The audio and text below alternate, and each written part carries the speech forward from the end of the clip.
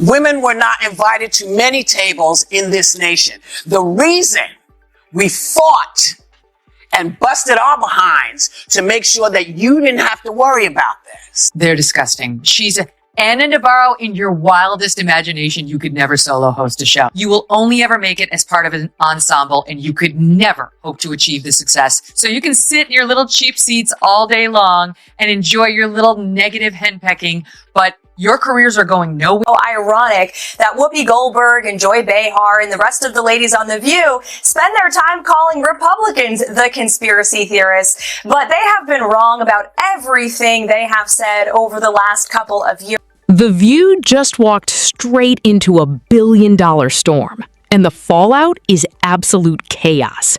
Karoline Leavitt's courtroom victory sent shockwaves through daytime TV, while Megyn Kelly wasted no time turning the entire meltdown into must-watch entertainment. Joy Behar looked stunned, Whoopi Goldberg appeared furious, and the tension on set hit explosive levels. What started as a legal battle quickly became one of television's most talked-about public clashes. Now, the internet can't stop watching the drama unfold. ABC, having just paid $15 million for a defamation lawsuit, would think not to engage in conspiracy theories about assassination attempts, but I guess that's too much to ask from The View. I mean, I gotta ask you, because they said it, are you aware of any plots from Elon Musk to push President Trump down the stairs? Absolutely not. Let me be unequivocally clear about that. Daytime TV's biggest critics just got hit with a courtroom shockwave they never saw coming. Karoline Leavitt didn't simply push back against The View, she turned the entire controversy into a headline-making victory that left the studio scrambling. And Megyn Kelly? She jumped into the chaos with non-stop commentary, fueling the internet frenzy with sharp reactions and zero hesitation. What began as another heated media clash quickly exploded into one of the most talked-about TV dramas online. I would like this young lady this is her first job, I would like her to do a little homework. Because she said something yesterday that really pissed me off. And that was, she said, there will be no wokeness here. Oh, yeah. Let me explain something to you. Because without that wokeness, you might not have that job. Yeah. Because women were not invited to that table. Women were not invited to many tables in this nation. The reason we fought and busted our behinds to make sure that you didn't have to worry about this. And now to hear you talk about it and to hear anybody talk about the wokeness was put in place for a reason. If you're enjoying this wild media showdown, hit that like button and subscribe for more. One moment, daytime TV hosts are confidently tossing out bold opinions in front of millions, acting like nothing can touch them. The next, they're facing a legal and public relations firestorm that nobody in the studio expected. For years, The View built its reputation on sharp commentary and headline-making debates. But when heated opinions collide with serious legal scrutiny, the consequences can become far bigger than a few viral sound bites. Now, what started as another on-air controversy has turned into a massive public spectacle, with the internet watching every second of the fallout. Melania Trump came out and said she's about as pro-choice as they come. And here was the reaction on The View. I think she hates him. Yeah, well, yeah. Okay, so we can all agree on that. That's a given. I also think that she wants to take him out. She does not want to be the first lady anymore. Would you look? This is a network that still runs out fact checks to these women, like it's concerned about them staying factual. And this wasn't some small controversy that could disappear after a weekend headline. The backlash hit like a tidal wave, bringing massive financial pressure, nonstop public scrutiny, and serious questions about the future of the network's image. Sponsors reportedly began distancing themselves. Executives were pushed into damage control mode. And suddenly, the confidence that once defined the studio started looking a whole lot shakier. What was supposed to be another loud TV debate quickly transformed into a full-scale media crisis. The kind that forces networks to rethink everything from their public messaging to the future direction of the show itself. She promotes Joe Biden and Kamala Harris every day on that show. Trump wasn't supportive enough of the cops who were, yes, in danger on J6.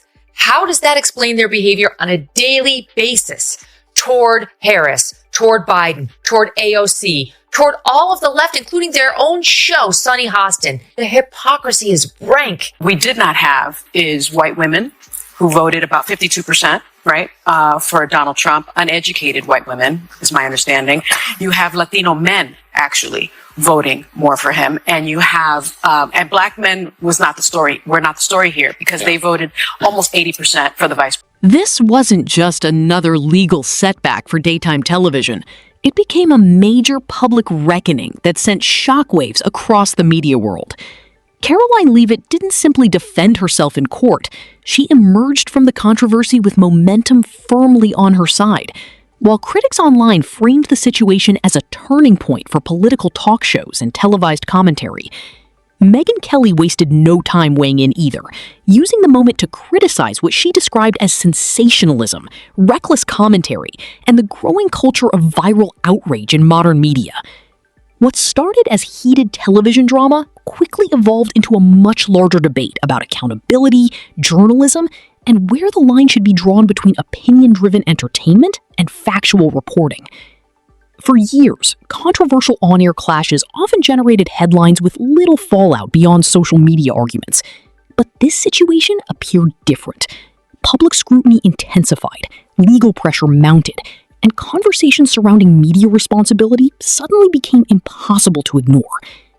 To many viewers, the controversy served as a reminder that high-profile commentary can carry serious reputational and legal consequences when public disputes spiral out of control. Everyone's happy about it, and many people would like us to be more focused on the insurrection that he personally unleashed. If you ask them, as we discussed earlier, they think it's as bad as like the Holocaust, and you don't have to take my word for it. Here is Sunny Hostin. January 6th was an atrocity. It was one of the worst moments in American history. And when you think about the worst moments in American history, like World War II, things that happened, like the... What followed wasn't just a controversy. It became one of the most explosive media meltdowns daytime television had seen in years. The reported legal fallout sent shockwaves through the industry, triggering nonstop online debate, intense public scrutiny, and serious questions about how far televised commentary can go before consequences finally hit back. Karoline Leavitt quickly became the center of the story, with supporters portraying her courtroom victory as a decisive turning point in the battle over media accountability. Calm under pressure and suddenly dominating headlines, she emerged from the chaos looking more in control than ever, while critics and commentators scrambled to react to the fallout. Then came Megyn Kelly, who wasted no time turning the situation into must-watch commentary. Her response was sharp, relentless, and packed with criticism aimed directly at what she described as outrage-driven television culture. Rather than treating the situation like ordinary celebrity drama, she framed it as a warning sign for networks that prioritize viral clashes and sensational moments over careful reporting and responsible discussion. As the controversy spiraled, viewers watched a once routine media feud evolve into a full-scale public relations crisis. Executives faced mounting pressure, online reactions exploded across social platforms, and the debate over accountability in political entertainment suddenly became impossible to ignore. And then you get this little lecture from, forgive me, those is over at The View. I'm a Christian girl. When something like this happens to you, like this assassination attempt, and you say something like God was watching me, that is a very unchristian thing to say because it's very narcissistic. What? Well, God was watching me and not watching them. There's something very disturbing. God should have pulled the plug on that mic yesterday. That's obnoxious. I don't know what church she goes to. That is how people of faith talk, and the intimation is never, he was looking out for me, but not those monsters. If sharp commentary were a competitive sport, Megyn Kelly would have walked away with every headline that night. Calm, composed, and relentlessly direct, she broke down the controversy with the kind of confidence that instantly fueled online debate. No dramatic shouting matches, no over-the-top theatrics, just pointed criticism, biting analysis, and a delivery that kept viewers glued to every word. Her commentary focused less on personal attacks and more on what she described as the dangers of outrage-driven television culture. According to Kelly, the bigger issue wasn't just one legal battle. It was the growing tendency for political talk shows to blur the line between heated opinion and responsible reporting. And once legal scrutiny entered the picture, the entire media storm escalated fast. Supporters of Karoline Leavitt argued that she approached the situation strategically, staying disciplined while the controversy around her continued to spiral. To them, the courtroom outcome became symbolic of something larger, a warning that public commentary, especially on national television, can carry serious consequences when facts, narratives, and reputations collide. As the fallout intensified, the story transformed from ordinary TV drama into a nationwide conversation about accountability in modern media. What began as another viral clash between political personalities and daytime television personalities quickly became one of the internet's most discussed media controversies. Whoopi Goldberg was angry when Alyssa pointed out that Trump went to the funeral of Officer Diller on Long Island, and Joe Biden went to a podcast. Look at Whoopi Goldberg's reaction. Choose what you like there, but for Republicans, it was good imagery. Really? One day later, yes. And I'm asking that because I was so offended because you know who showed up. According to supporters of Karoline Leavitt, her legal team approached the controversy with a highly organized strategy built around documentation, public statements, and detailed evidence aimed at challenging the claims made against her. What initially looked like another loud media feud reportedly evolved into a far more serious legal and reputational battle once attorneys became involved and scrutiny intensified behind the scenes. As public discussion around the case grew, critics of modern talk show culture argued that the situation exposed the risks of prioritizing viral moments, heated accusations, and ratings-driven conflict over careful reporting and fact-checking. Online commentators described the controversy as a reminder that televised commentary can carry significant consequences when reputations, public narratives, and legal standards collide. Supporters also claimed the legal pressure forced broader conversations about accountability in political entertainment media outlets. What some initially dismissed as another cycle of television drama quickly turned into a nationwide debate about ethics, responsibility, and how far opinion-based programming should go before crossing dangerous lines. Meanwhile, Megyn Kelly continued fueling discussion with sharp criticism directed at what she viewed as sensationalized media culture. Her commentary kept the controversy trending online, adding even more attention to a case that had already become one of the most talked about political media stories across social platforms. At hot mess that they air in the mornings called The View had to issue not one, not two, not three, but 4 corrections, legal corrections. 4 legal notes. We only have 3 of them on camera, but look at this. I have another legal note. Both Trump and Pam Bondi have denied allegations of a quid pro quo. I have a legal note. Not to mention what they did at that debate, where once again, they tried to fact check only one side, and then when their fact checks got fact checked, they cowered. They cowered in fear. I mean, this is a pattern. For years, many critics believed major television personalities operated with near total confidence, protected by ratings, influence, and the non-stop cycle of viral headlines. But supporters of Karoline Leavitt argue that this controversy changed the conversation entirely. What some initially dismissed as another routine media clash reportedly escalated into a much larger legal and reputational battle that sent shockwaves through political entertainment circles. Leavitt's supporters portrayed her response as calculated, disciplined, and relentless, claiming she turned public criticism into a defining moment about accountability in modern media. As scrutiny intensified, the controversy quickly evolved beyond television drama and became a broader debate about ethics, fact-checking, and the risks of outrage-driven commentary. Megyn Kelly added even more fuel to the national discussion, with sharp criticism aimed at what she described as sensationalized television culture. Her commentary focused on the idea that networks built around constant conflict and viral reactions can face serious consequences when legal and public pressure collide. Rather than relying on dramatic theatrics, Kelly framed the controversy as a warning sign for the entire media industry. The fallout reportedly triggered immediate ripple effects across television and digital media. Commentators became more cautious, public reactions intensified online, and conversations surrounding legal oversight and responsible broadcasting suddenly took center stage. What began as another heated media feud ultimately transformed into one of the most talked about debates about accountability in modern political commentary.